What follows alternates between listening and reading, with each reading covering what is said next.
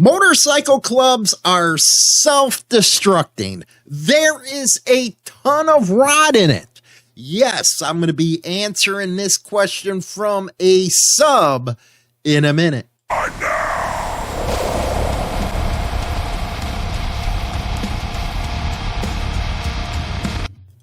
Okay.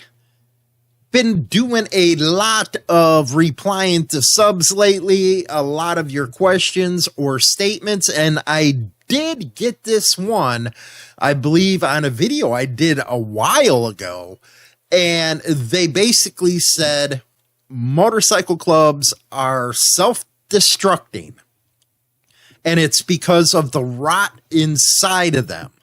And I sat back and did some thinking, which for me, yeah, it's hard. But anyway, does he have a point is the question I asked myself. Now, I've been doing this a long time. What, almost 10 years, I think, myself and Black Dragon has been doing this with Biker News, all that good stuff. So you're able to really get to know everything that's going on out there. And one of the things that you do notice is, yeah, this sub might be right because there is a lot of rot. Now, is that rot the same today as it was in yesteryears, or is it because the World Wide Web, the Internet Highway, was able to get it out there more than we were used to in, say, my day? But if you think about it, look back at the history of the clubs. From World War II to, say, the mid-60s, when Vietnam was really happening and guys were coming back and things were terrible, their minds all made in mush. So a lot of them guys were coming back to Vietnam, and it was a tumultuous period in the United States, at least here in this country, where they started turning to drugs to, you know, they seen some bad stuff over in Vietnam, and a lot of them didn't come home right, and it really didn't help that the American public were such jackasses to our soldiers that they wanted to find a place where they belong. Now, clubs up to that point, you know, you had the bats, you had the freaking chains, that kind of stuff, fisticuffs. But it started to really get serious back then, and then the drugs came into play. You know, that's one of the main reasons why you had one of the rules, no needles. Because needles, that kind of dope, you're talking a person will steal from their own mother.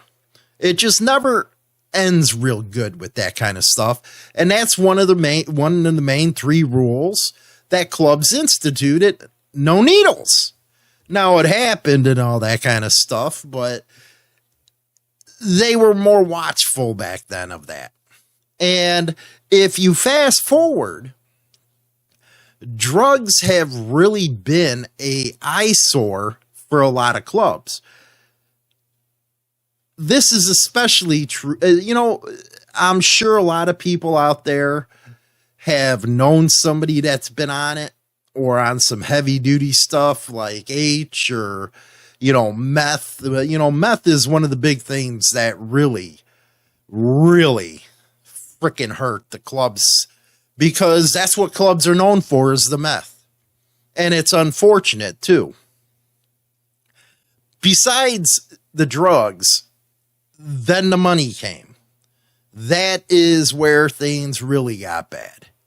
That's where you had clubs fighting over territories. And I think that's where a lot of them ceased to be a club and more into organized crime. So that is a plague. You know, when you look at what happens in courts, they'll always put a club on trial It doesn't matter if it's just some simple assault or a battery. They'll always put a club on trial because they have that reputation through the decades. Now, clubs have gone through different phases.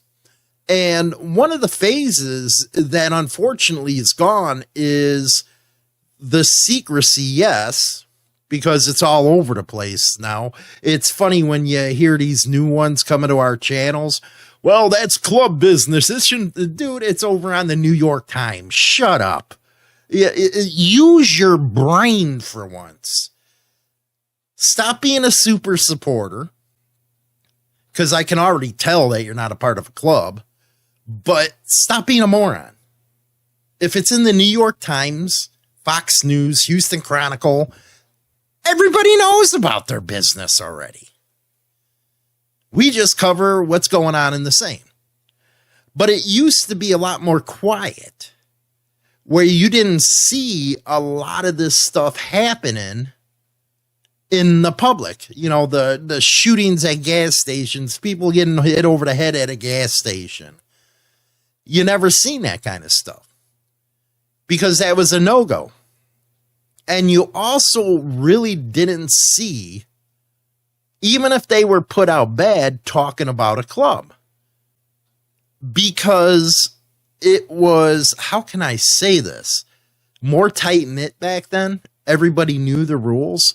I remember if you were part of one club and you tried to go to the other that you weren't friendly with, you'd never get on. Now it's like a carousel. It's like, you know, musical chairs. You to go wherever you want, which, hey, is what it is. And you never saw the problems that you are now back then because the clubs had such a hard process of getting in that it was unreal. Now you just go to the internet, you to get in touch with anybody, and you'd probably have a patch within, you know, a couple months, 30 days, whatever the hell they're doing out there now. So there is a lot of that happening. But as far as the rot, when that happens, you don't get to know who the hell you're taking in. If you're just throwing them a patch, oh, we're just calling you brother now. It wasn't like that. But now it is. And when you let certain people into your club, you're going to get some bad stuff happening if you don't check them out. And there is a lot of rot. But going back to the one thing that's always plagued everybody is the meth. You know, I remember starting out, I would have clubs ask me, hey man, don't talk about the meth. Some guys just need to make a living. Sorry, man, meth ain't my thing. None of that stuff is. I was always a weed guy. You know, weed don't lead you down to, you know, RICO and all that stuff that comes with that kind of mess. Where you have guys flipping on you night and day and you're sitting here. I thought it was supposed to be a brotherhood. It just ain't like that anymore. And now the phase has gone from that type of inclusion, if you will, you know, everybody on the outside, screw you type, to more of a gangbanger type of thinking. Each generation has its own way of looking at things. Got to realize that. Everybody that is, I don't know, would say Generation X or older, just not into the gangbanging stuff. It was mostly scooter tramps and stuff. You lived it every day. Now it's turned into a gangbanging thing if you look at some of the clubs out there. So I can agree with you with your statement, you know, to a point. I still feel that it's a little small part of the clubs that get into that stuff. Everybody, you know, usually goes to work, supports their family. But until they start getting rid of them type of people that's bringing the heat down on them, yeah, you're going to have that rot where it eats everybody alive. And next thing you know, the club is destroyed. So hopefully that answers your questions. And like I say, I look through the comments and I'll reply back if I find a good one like this one. So let me know what you think in the comment section. Hey, you might get a video for you. Next time I just got to remind myself, hey, get the guy who said it. That way he gets credit. Anyway, rock on. Badge in the mirror, tried to run me down. I gave him.